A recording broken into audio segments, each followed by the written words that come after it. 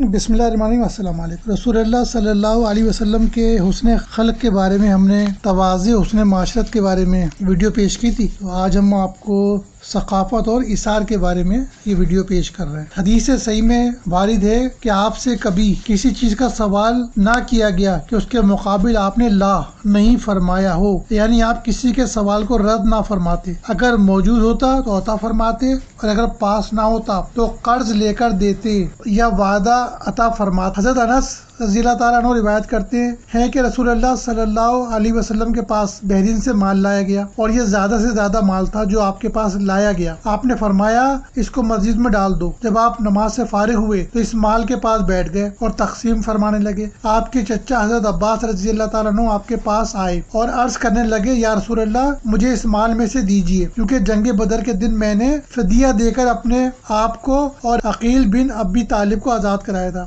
آپ نے فرمایا لے لو۔ حضرت عباس رضی اللہ تعالیٰ عنہ نے دونوں ہاتھوں سے اپنے کپڑے میں ڈال لیا، پھر اٹھانے لگے تو نہ اٹھا سکے۔ عرض کیا، یا رسول اللہ آپ کسی سے فرما دیں کہ اٹھا کر مجھ پر رکھ دے۔ آپ نے فرمایا کہ میں کسی سے اٹھانے کو نہیں کہتا۔ حضرت عباس بولے، آپ خود اٹھا کر مجھ پر رکھ دیں۔ اس نے فرمایا میں اسے نہیں اٹھاتا۔ پس حضرت عباس نے اس میں سے کچھ گرا دیا، پھر اٹھانے لگے تو تب بھی نہ اٹھا سکے۔ عرض کیا، یا رسول اللہ آپ کسی سے فرما دیں کہ اٹھا کر مجھ پر رکھ دے۔ آپ نے فرمایا میں کسی سے اٹھانے کو نہیں کہتا۔ حضرت عباس بولے، آپ خود اٹھا کر مجھ پر رکھ دیں۔ حضور نے فرمایا میں اسے نہیں اٹھاتا۔ پس حضرت عباس نے اس میں سے بھی کچھ گرا دیا، پھر اسے اپنے کاندھے پر اٹھا لیا اور روانہ ہوئے۔ حضور اقدس ان کی طرف دیکھتے رہے یہاں تک کہ وہ غائب ہو گئے اور حضور ان کی تمام پر تعجب فرماتے تھے۔ حضور انور وہاں سے اٹھے تو ایک درہم بھی باقی نہ تھا۔ مثلا ابن ابی شیبہ میں بروایت حمید بن ہلال بطریق ارسال مروی ہے کہ وہ مال 1,00,000 درہم تھا اور اسے علا بن الحضرمی نے بحرین کے خراج میں بھیجا تھا، اور یہ مال تھا جو حضرت صلی اللہ علیہ وسلم کے پاس لایا گیا۔ حضرت سعید بن مصیب روایت کرتے ہیں کہ صفوان بن امیہ نے کہا کہ رسول اللہ صلی اللہ علیہ وسلم حنین کے دن مجھے مال عطا فرمانے لگے، حالانکہ آپ میری نظر میں مبغوث ترین خلق تھے، بس آپ مجھے عطا فرماتے رہے یہاں تک کہ میری نظر میں محبوب ترین خلق ہو گئے۔ حضرت جبیر بن مطعم بیان کرتے ہیں کہ جب میں اور دیگر لوگ رسول اللہ صلی اللہ علیہ وسلم کے ساتھ حنین سے بعد تقسیم عنائن واپس آ رہے تھے تو بادیہ نشینان عرب حضور سے لپٹ گئے۔ وہ حنین کی غنیمت میں سے مانگتے تھے۔ نوبت یہاں تک پہنچی کہ وہ آپ کو بحالت استرار ایک ببول کے درخت کی طرف لے گئے۔ اس درخت میں آپ کی چادر مبارک پھنس گئی۔ آپ ٹھہر گئے اور فرمایا مجھے میری چادر دے دو۔ اگر میرے پاس اس جنگل کے درختان ببول جتنے چھپائے ہوتے تو البتہ میں ان کو تمہارے درمیان تقسیم کر دیتا، پھر تم مجھ کو بخیل نہ پاتے اور نہ دروغ گو اور بزدل پاتے۔ حضرت ابو ذر رضی اللہ تعالیٰ عنہ کو بیان ہے کہ ایک روز میں جناب پیغمبر خدا صلی اللہ علیہ وسلم کے ساتھ تھا۔ جب آپ نے کوہ احد کو دیکھا تو فرمایا اگر یہ پہاڑ میرے لیے سونا بن جائے میں پسند نہیں کروں گا کہ اس میں سے 1 دینار بھی میرے پاس 3 راتوں سے زیادہ رہ جائے بجز اس دینار کے جسے میں ادائے قرض کے لیے رکھ چھوڑوں۔ ایک روز نماز عصر کا سلام پھیرتے ہی آپ دولت خانے میں تشریف لے گئے، پھر جلدی نکل آئے۔ صحابہ کرام کو تعجب ہوا۔ آپ نے فرمایا کہ مجھے خیال آ گیا کہ صدقے کا کچھ سونا گھر میں پڑا ہے، مجھے پسند نہ آیا کہ رات ہو جائے اور وہ گھر میں پڑا رہے، اس لیے جا کر اسے تقسیم کرنے کے لیے کہہ آیا ہوں۔ حضرت سہیل بن سعد بیان کرتے ہیں کہ ایک عورت ایک چادر لے کے آئی۔ اس نے عرض کیا، یا رسول اللہ یہ میں نے اپنے ہاتھ سے بنی ہے، اب میں آپ کے پہننے کے لیے لائی ہوں۔ آپ کو ضرورت تھی اس لیے آپ نے وہ چادر لے لی۔ پھر آپ ہماری طرف نکلے اور اسی چادر کو بطور تہبند باندھا ہوئے تھے۔ صحابہ کرام میں سے ایک نے دیکھ کر عرض کیا، کیا اچھی چادر ہے، یہ مجھے پہنا دیجیے۔ آپ نے فرمایا ہاں۔ کچھ دیر بعد آپ مجلس سے اٹھ گئے، پھر لوٹ آئے اور وہ چادر لپیٹ کر اس صحابی کے پاس بھیج دی۔ صحابہ کرام نے اس سے کہا، تو نے اچھا نہ کیا کہ رسول اللہ صلی اللہ علیہ وسلم سے اس چادر کا سوال کیا، حالانکہ تجھے معلوم ہے کہ آپ کسی سائل کا سوال رد نہیں فرماتے۔ اس صحابی نے کہا، اللہ کی قسم میں نے صرف اس بات سے سوال کیا کہ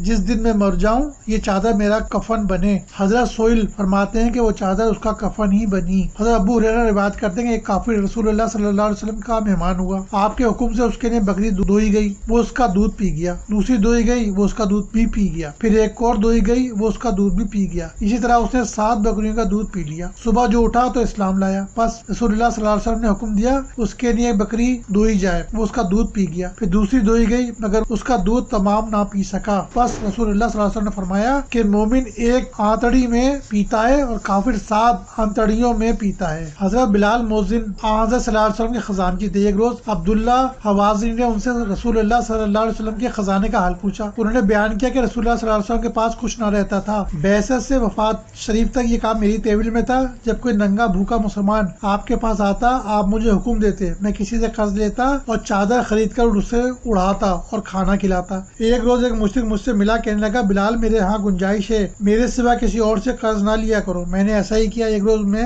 وضو کر کے اذان دینے لگا تو کیا دیکھتا ہوں کہ مشرک تاجروں کی ایک جماعت کے ساتھ آ رہا ہے. اس نے مجھے دیکھ کر کہا او حبشی. میں نے کہا لبیک. پھر اس نے ترس رو کر میری نسبت سخت الفاظ کہے اور بولا کچھ معلوم ہے وعدے میں کتنے دن باقی ہیں. میں نے کہا وقت وعدہ قریب آ گیا ہے. اس نے کہا صرف 4 دن باقی ہیں. اگر اس مدت میں تو نے قرض ادا نہ کیا تو تجھے غلام بنا کر بکریاں چراؤں گا جیسا کہ تو پہلے چرایا کرتا تھا. یہ سن کر مجھے فکر و غم دامن گیر ہوا. رسول اللہ صلی اللہ علیہ وسلم نماز عشاء پڑھ کر دولت خانے میں تشریف لے گئے. میں وہیں حاضر خدمت ہوا اور عرض کیا یا رسول اللہ میرے ماں باپ آپ پر فدا ہوں. وہ مشرک جس سے میں قرض لیا کرتا تھا اس نے مجھ سے ایسا ایسا کہا ہے. آپ کے پاس ادائے قرض کے لیے کچھ موجود نہیں اور نہ میرے پاس ہے. وہ مجھ کو وصیت کرے گا. آپ اجازت دیں تم بھاگ کر مسلمانوں کے کسی قبیلے میں جا رہا ہوں. جب ادائے قرض کے لیے خدا کے کچھ سامان کر دے گا تو واپس آ جاؤں گا. غرض میں اپنے گھر آ گیا اور تلوار تھیلا جوتا اور ڈھال اپنے سرانے رکھ لی. صبح قاضی ہوتے ہی میں چلنے لگا تو کیا دیکھتا ہوں کہ ایک شخص دوڑتا آ رہا ہے اور کہتا ہے بلال رسول اللہ صلی اللہ علیہ وسلم تجھے یاد فرما رہے ہیں. وہاں پہنچا تو دیکھتا ہوں کہ 4 لدے ہوئے اونٹ بٹھائے ہوئے ہیں. میں اجازت لے کر حاضر خدمت ہوا. آپ نے فرمایا مبارک ہو اللہ تعالیٰ نے ادائے قرض کا سامان کر دیا. تم نے 4 اونٹ بیٹھے دیکھے ہوں گے. میں نے عرض کیا ہاں. آپ نے فرمایا کہ یہ اونٹ حاکم فدق نے بھیجے ہیں. یہ اور غلہ اور کپڑے جو ان پر ہیں سب تمہاری تحویل میں ہیں. ان کو بیچ کر قرض ادا کر دو. میں نے تعمیل ارشاد کی. پھر مسجد میں آیا اور رسول اللہ صلی اللہ علیہ وسلم سے سلام عرض کیا. آپ نے ادائے قرض کا حال پوچھا. میں نے عرض کیا قرض سب ادا ہو گیا, کچھ باقی نہیں رہا. آپ نے پوچھا کچھ بچ تو نہیں رہا. میں نے عرض کیا ہاں کچھ بچ رہا. فرمایا مجھے اس سے سبکدوش کرو جب تک یہ کسی ٹھکانے نہ لگے گا میں گھر نہ جاؤں گا. آپ نماز عشاء سے فارغ ہوئے تو مجھے بلا کر اس بقیہ کا حال پوچھا. میں نے عرض کیا کہ وہ میرے پاس ہے. کوئی ساحل نہیں ملا. رسول اللہ صلی اللہ علیہ وسلم رات کو مسجد ہی میں رہے. دوسرے روز نماز عشاء کے بعد مجھے پھر بلایا. میں نے عرض کیا یا رسول اللہ خدا نے آپ کو سبکدوش کر دیا. یہ سن کر آپ نے تکبیر کہی اور خدا کا شکر کیا کیونکہ آپ کو ڈر تھا کہ کہیں ایسا نہ ہو کہ موت آ جائے اور وہ مال میرے پاس ہو. پھر آپ دولت خانے میں تشریف لے گئے. غرض جو کچھ حضرت صلی اللہ علیہ وسلم کے پاس آتا سب رائے خدا میں دے دیتے. پاس نہ ہوتا تو قرض لے کر سائل کی حاجت روائی فرماتے. اپنے ذات شریف کے لیے دوسرے دن کا نفقہ بھی جمع نہ کرتے. جب آپ کسی محتاج کو دیکھتے تو باوجود احتیاج کے اپنا کھانا اسے دے دیتے. آپ کے دولت خانے میں بعض دفعہ 2 مہینے آگ نہ جلتی تھی. ایک دفعہ غنیمت میں کنیزیں آئی ہوئی تھی. حضرت علی نے حضرت فاطمہ سے کہا تم اس موقع پر اپنے والد بزرگوار سے خدمت کے لیے ایک کنیز مانگ لو. جب وہ آمدہ صلی اللہ علیہ وسلم کی خدمت میں حاضر ہوئی تو آپ نے پوچھا کس لیے آئی ہو. عرض کیا سلام کرنے آئی ہوں. ابھی پاس حیا اظہار مطلب نہ کیا اور واپس آ کر حضرت علی سے یہی عذر بیان کر دیا. پھر دونوں حاضر خدمت اقدس ہوئے. حضرت علی نے عرض کیا یا رسول اللہ آپ کشی کرتے کرتے میرے سینے پر نیل پڑ گئے ہیں. حضرت فاطمہ نے عرض کیا چکی پیستے پیستے میری ہتھیلیوں پر آبلے پڑ گئے ہیں. آپ خدمت کے لیے ایک کنیز عنایت فرمائیں. آپ نے فرمایا اللہ کی قسم یہ نہیں ہونے کا کہ میں تم کو خادمت دوں اور اہل صفا بھوکے مریں. ان کے خرچ کے لیے میرے پاس کچھ نہیں. میں ان اسیران جنگ کو بیچ کر ان کی قیمت اہل صفا پر خرچ کروں گا. رات ہوئی تو آپ حضرت علی و فاطمہ کے گھر تشریف لے گئے. دونوں ایسی پرزہ دار چادر میں تھے کہ اگر سر ڈھانپتے تو پاؤں ننگے ہو جاتے اور پاؤں ڈھانپتے سر ننگا رہتا. آپ کو دیکھ کر دونوں اٹھنے لگے. آپ نے فرمایا اپنی جگہ پر رہو. پھر ارشاد فرمایا کہ میں تمہیں کنیز سے بہتر چیز بتاتا ہوں اور وہ کلمات ہیں جو حضرت جبرائیل نے مجھے سکھائے ہیں. یعنی ہر نماز کے بعد سبحان اللہ 10 بار, الحمدللہ 10 بار, اللہ اکبر 10 بار اور سونے کے وقت سبحان اللہ 33 بار, الحمدللہ 33 بار اور اللہ اکبر 34 بار پڑھ لیا کرو. یہ حسن خلق کے سلسلے میں حضور صلی اللہ علیہ وسلم کے ثقافت و اثار کے بارے میں ویڈیو تھی. انشاءاللہ تعالی اگلی ویڈیو میں ہم مزید حضور صلی اللہ علیہ وسلم کے حسن خلق کے بارے میں بات کریں گے. اجازت دیجیے. السلام علیکم.